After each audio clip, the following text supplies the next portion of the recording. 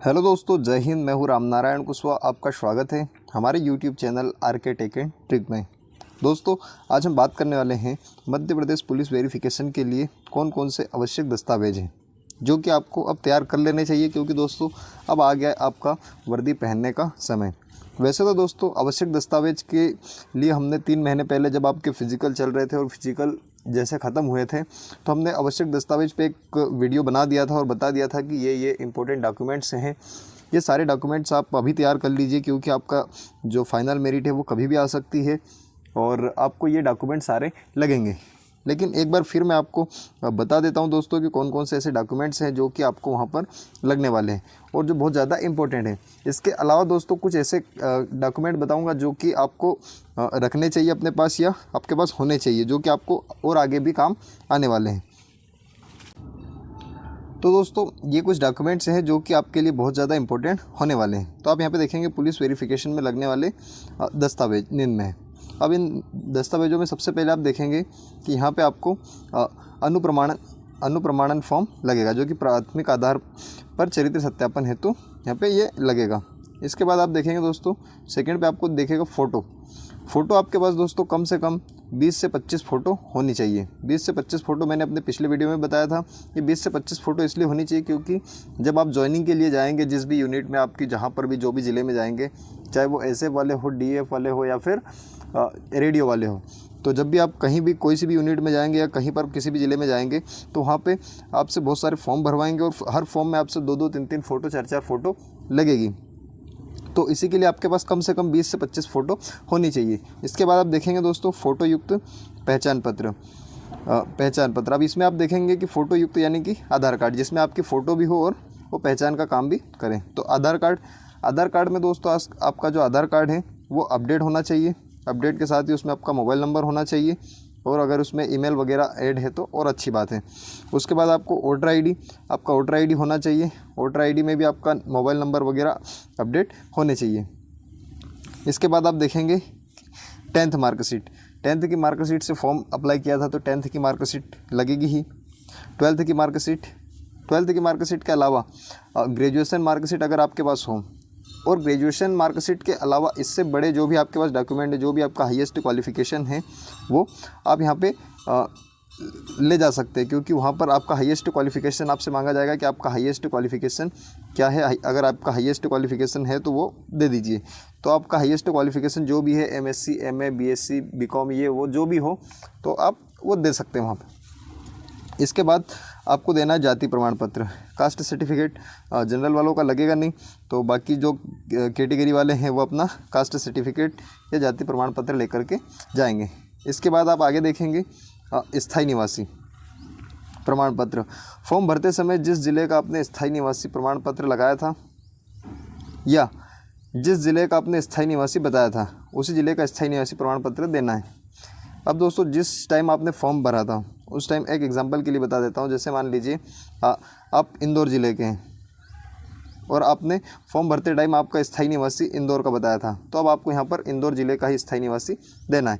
अगर आप कहीं और भी शिफ्ट हो या और कहीं का भी आपके पास हो तो वो नहीं लगेगा। जो आपने फॉर्म भरते टाइम दिया था वही वाला आपको यहाँ पर लगेगा। तो आप एक बार देख लेना कौन सा आपने दिया था, वैसे तो एक ही होता है। इसके बाद आप देखेंगे दोस्तों पैन कार्ड का मैंने अपने पिछले वीडियो में बताया था कि आपके पास पैन कार्ड होना चाहिए, क्योंकि पैन कार्ड की भी यहाँ पे ज़रूरत पड़ती है और पैन कार्ड अप्लाई के लिए मैंने पहले ही बता दिया था आपको। अगर आपका नहीं बना है तो आप उसको अभी भी अप्लाई कर सकते हैं, क्योंकि अभी भी पैन कार्ड 7-8 दिन में बन सकता है। तो अभी प्रोसेस बची हुई है, जब तक आ जाएगा। इसके बाद आप देखेंगे दोस्तों बैंक खाता पासबुक। अब बैंक खाता पासबुक में आपके पास जो बैंक होनी चाहिए दोस्तों वो एसबीआई बैंक होनी चाहिए। एसबीआई बैंक है तो आपके पास आपको किसी प्रकार की कोई भी दिक्कत नहीं आएगी। और एसबीआई में अगर आपका अकाउंट नहीं है तो उसको आप अभी ही जा कर के ओपन करवा लीजिए। और आप जो भी आपका होम डिस्ट्रिक्ट है, जहाँ पे भी आपकी जो बैंक पास पड़ती है एसबीआई, वहाँ का आप अपना अकाउंट रखिए।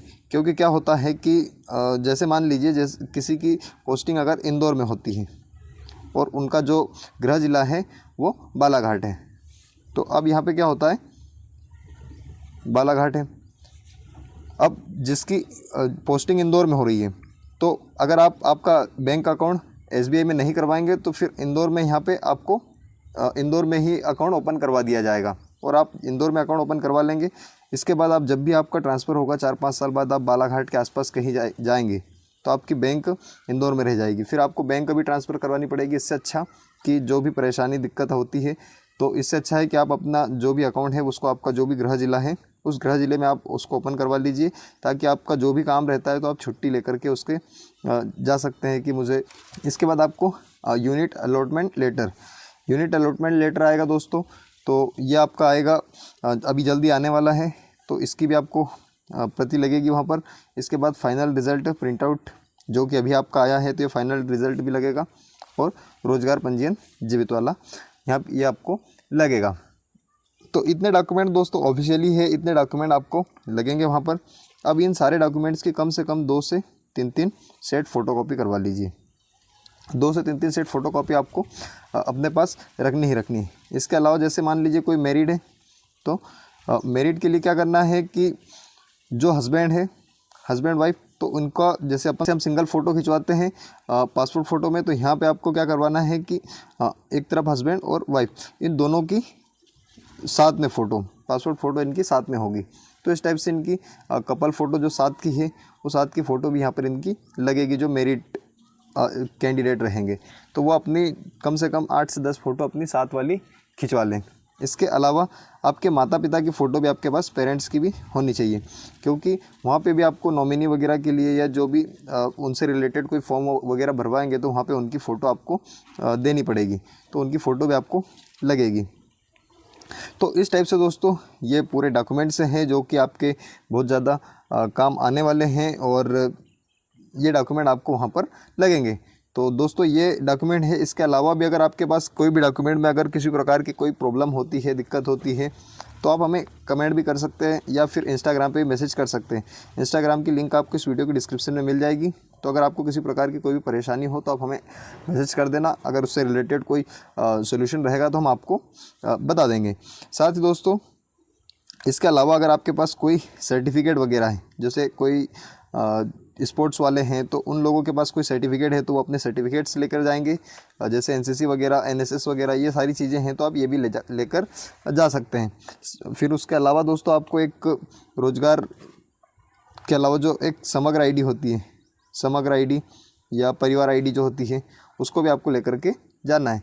तो इस टाइप से दोस्तों ये कुछ डॉक्यूमेंट्स हैं जो कि इम्पोर्टेंट हैं और ये हमेशा लगते हैं। तो ये डॉक्यूमेंट्स आपको अभी तैयार कर लेने हैं, क्योंकि दोस्तों आपका जो यूनिट अलॉटमेंट लेटर है वो जल्दी ही 2-3 दिन 4 दिन या आने वाले जल्दी समय में आपको मिल जाएगा। और आपकी जो दस्तावेज है या जो डॉक्यूमेंट वेरिफिकेशन है और मेडिकल है, इसके लिए जल्दी आपको कॉल लेटर भी आ जाएगा। तो कैसी लगी जानकारी आप हमें कमेंट करके ज़रूर बताना, और इसमें किसी प्रकार का कोई भी डाउट हो तो आप हमें मैसेज कर सकते हैं। और ये जो PDF है, इस PDF को मैं हमारे टेलीग्राम चैनल पर डाल दूंगा, तो आप इस PDF को टेलीग्राम चैनल से भी डाउनलोड कर सकते हैं। तो मिलते हैं दोस्तों नई जानकारी के साथ, नई अपडेट में। जय हिंद, जय भारत, भारत माता की जय।